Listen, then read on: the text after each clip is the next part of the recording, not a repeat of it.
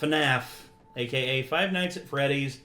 The hype for this is palpable, to say the least. The amount of people who are excited for this, the amount of people who I know personally who are just like, dude, it looks so good, I can't wait for this to actually come out. And I was like, yeah, I can't wait either. I'm just so excited. It's really saying something when you got somebody like me who really doesn't care that much at all about the original game series. And I see the trailers and I'm just like, I'm probably going to go watch this. Mm-hmm. You know what I mean? No, I get you, 100%. And honestly, that's the crazy thing about Five Nights at Freddy's is that the appeal that it has had over its previous 10 plus years of existing is the fact that it's quite literally just like went from little indie darling to annoyingly pushed to the moon and back, all because kids found it appealing, to now being respected again.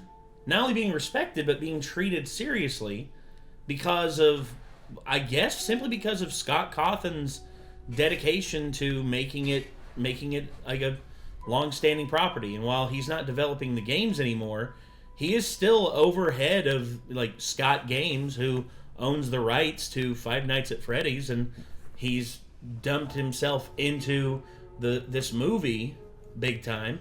I mean, this movie, I remember when this movie was originally announced, canceled, uncanceled, canceled again, and then it was like, oh, yeah, it's coming out. Here's the trailer.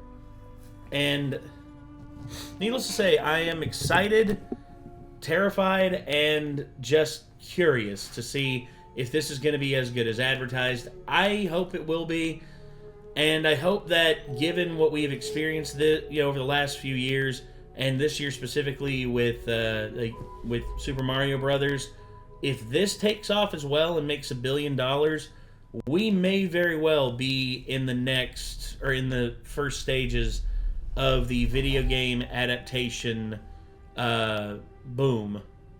And I know people are just like, well, we're already in the middle of it. Kind of. We're in the starting phase. We're in the part where films are successful. You know, like the Sonic movie. Yeah, you remember like the beginning of the MCU, it's like Iron Man. Yeah. Was kick-ass, but they still had a couple that were... Well, Incredible Hulk, wasn't planned to be... Well, Incredible Hulk wasn't planned to be part of the MCU up until when they saw how successful Iron Man was going to be. Then they filmed the after credits scene down the line after the film had basically already been finished. And then same thing with Thor. Thor took a couple movies before they finally got it right. Captain America, the first Captain America was by the book, but it was still good. But then Winter Soldier came out and just blew the first one out of the water. And then Civil War, the Avengers, the third Avengers movie, the second Avengers movie we actually deserved and got.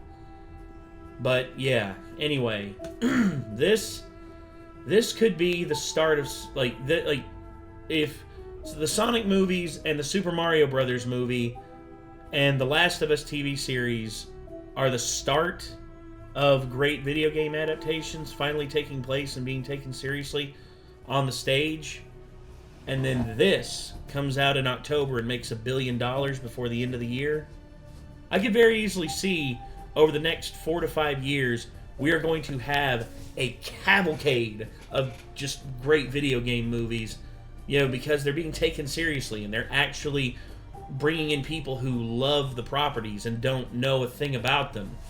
I'm looking at you, Halo TV series, like, well, we were never fans of the Halo series, so we never played the games at all. Yeah, it shows. I'm thinking it's still going to be in a situation for at least a few years where you still have to sift through the duds somewhat. I can see that. Because there are going to be a lot of movie production companies that will be like, video game movies are the popular thing now. But they're not going to put any passion into what they go to make. And you see... So they're going to jump on a title, get the rights to something, make something ass. And then run it into the ground. And then they'll be confused with nobody. And they'll be confused and they'll blame it on all the textbook reasons. Like, oh, we had a female protagonist in here. Or we had someone who wasn't white in here, and that's why everybody didn't come, because everybody's a racist misogynist. You know? They always do that. And then not only that, but there probably will be, you know, more. If they start doing more in general, the more they make, the more there's a chance that some studios will pull off some good ones. Yeah, and you see the progenitor to what we had with the MCU, you know, the Marvel Cinematic Universe. It all started with Blade, a black vampire half vampire hunter who is so fucking cool. And they had the perfect person to play him in the beginning with Wesley Snipes. And then, not only that, but then 2 years later, the X-Men movie. And then a year after that, Spider-Man 1. And then Spider-Man 2, then X-Men 2. And we had a great... But there was a thing. There was no continuing narrative in those films. They were great on their own. And that's what they have to be. They have to be great on their own. Started to show filmmakers, like, you know what? If you actually put some care into a comic book movie, people will actually be interested. Yes. 100%. So that's what we need now. It's like, yeah, you know what? If they actually put some care into video game movies, people will actually be interested and get out for it. So. Oh, yeah. But anyway, we've ranted and rambled enough. We got the second official trailer here for Five Nights at Freddy's queued up. Let's give it a watch, and let's check it out. Here we go. Oh, wait. Audio. Yes, I remembered this time. Da-da. Just in time. Da-da. Ta-da! Ooh. Hello? Hello, hello?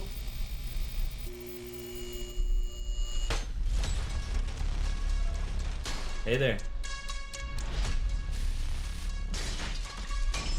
Wow. Broke into the wrong pizza place, motherfuckers.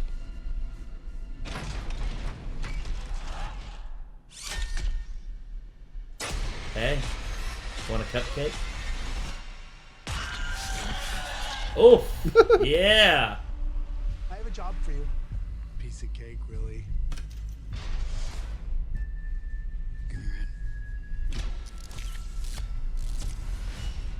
It's a security gig. Hello? Hi. Welcome to Freddy's. Have you met Met who? The gang. Hey, Foxy. Bonnie. Chica, and Freddy? Back in the 80s, some kids went missing. What is this? That's why the place shut down. The police searched Freddy's. Hey! They never found the kids. What the heck?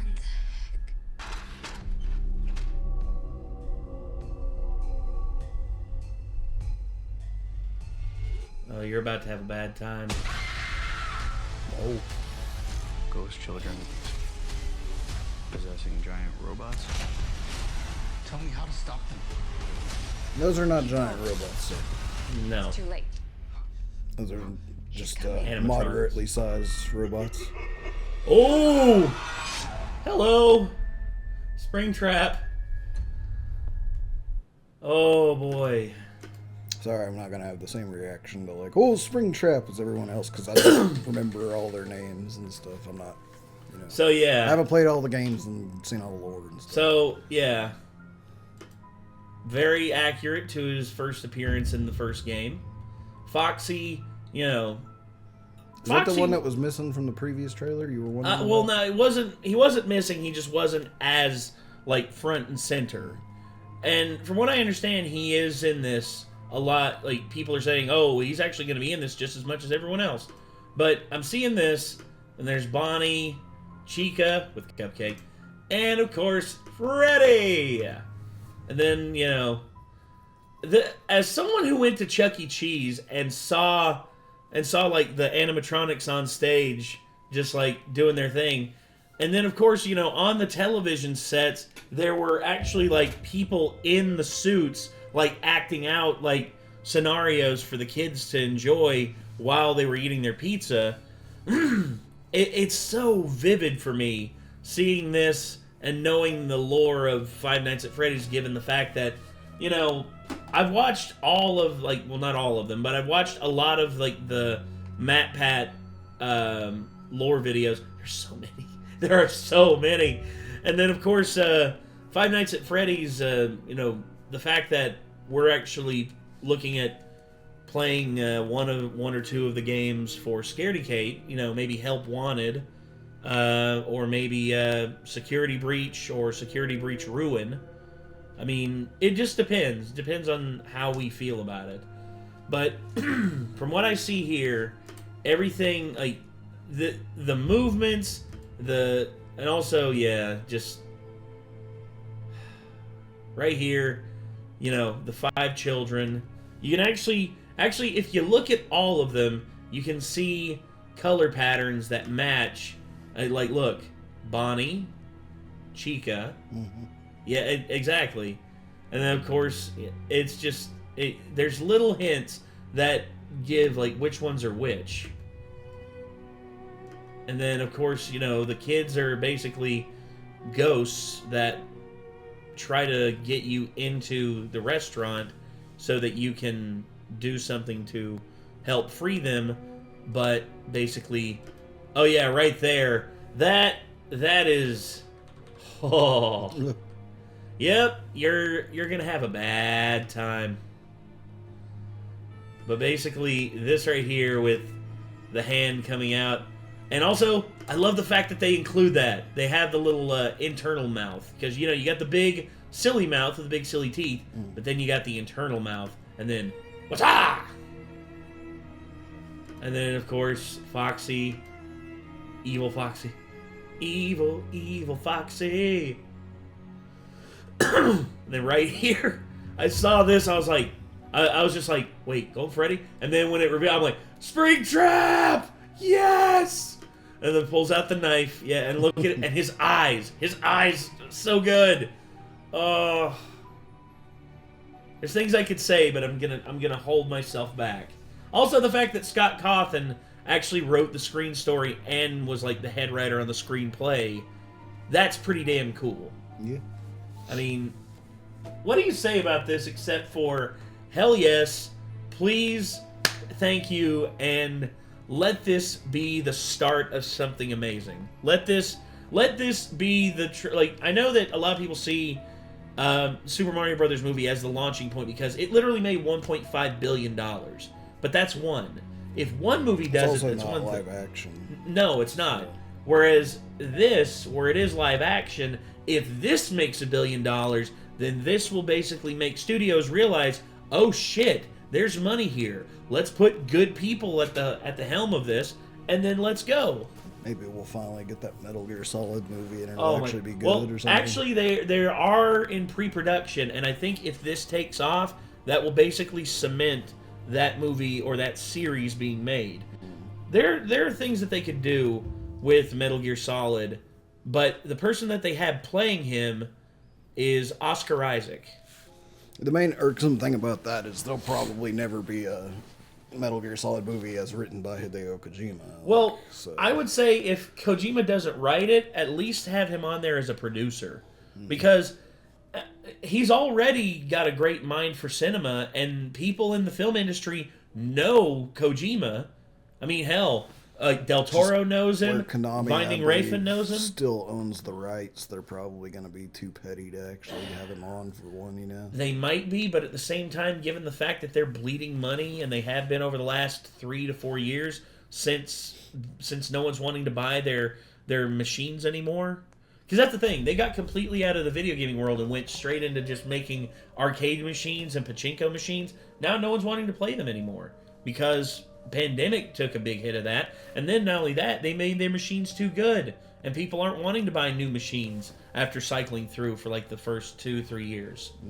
And that's something they should have seen. You need multiple aspects of your business to take off in order for you to truly be successful. That's like us. I mean, us doing our gaming channel. I didn't expect us to hit anything big, but then we hit 10,000 subs, and I'm just like, I guess we're doing something right. I guess something's going right over there. And speaking of, I mean, this is a hell of a movie that, if is successful, I will be ecstatic to see what comes next. But for right now, everybody, I think that's going to do it. This was Five Nights at Freddy's official trailer 2. I think there might be one more trailer, like a final trailer, before they release it. And I hope they don't give too much away. I'm glad that they did the reveal of Springtrap in this because, I mean, you kind of have to have Springtrap in there, given his place as, you know, where he's at in the story. But anyway, till next time, I'm Nate. I am Nick. Y'all be good people, and come back soon.